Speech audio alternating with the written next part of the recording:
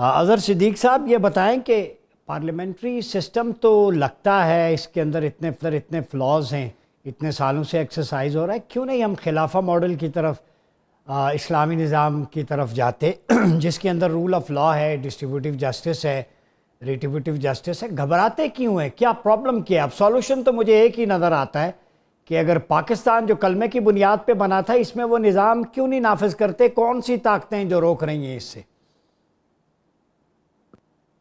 तो बात तो सच है, मगर है रुसवाई की डॉक्टर साहब।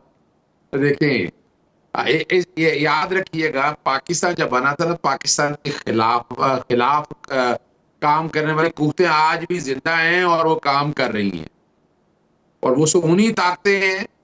और इस वक्त देखें ना अभी क्या हो रहा है, हमें हमें क्या कहा जा रहा है, हमें लगाया जा रहा है कि इसराइल को तस्लीम कर लें, इसराइल को तस्लीम कर दें। हम शायद कुरान मजीद को जुटवाना चाहते हैं, और यहाँ हम हजरत कायद आज़म जो हमारे लीडरों ने हमें बताया, हम उनसे निकलना चाहते हैं। अगर तारीख याद हो, सवाल ही पैदा नहीं हो। यानी जब भैया आपको तो अपने कुरान मजीद पे और दीन पे यकीन करना है, जब एक एक चीज लगी है तो यानी आपको रब पे यकीन नहीं है। वजह और इसी वजह से है कि आपके यहाँ हाइब्रिड रजीम चलता है, कभी डिक्टेटर्स आ जाते हैं, जमहूरियत नाम की कोई चीज नहीं है। जिस दिन आप रूल ऑफ लॉ हो जाएगा इस मुल्क में, और वो आप जो बात कह रहे हैं, मैं इत्तेफाक करता हूँ खिलाफत का, इसमें तो कोई शक ही नहीं है। भाई वो इतना कामयाब निजाम चल रहा है, आप जो मर्जी कर दें, तायात ताहयात क्यामत तक ले जाए, वो जो ये निजाम दे सकता है वो नहीं दे सकता।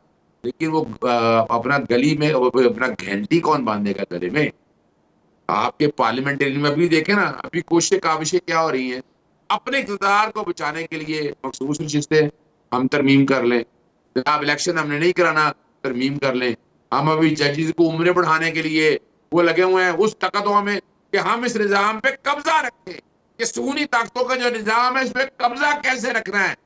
ये नहीं सोचा भाई अगर आईनी तरमीम इकट्ठी हो रही है तो यार इसके अंदर बैठकर दो तिहाई अक्सरियत के अंदर कन्वर्ट कर दो उसको, अजहर ले इसको खिलाफत का निजाम। नहीं, अजहर सिद्दीक साहब, खिलाफत आप कह रहे, कोई कानूनी तौर पे कोई प्रोविजन बताएं कि किस तरह इस निज़ाम को रिप्लेस किया जा सकता है खिलाफा मॉडल से? मैं जी।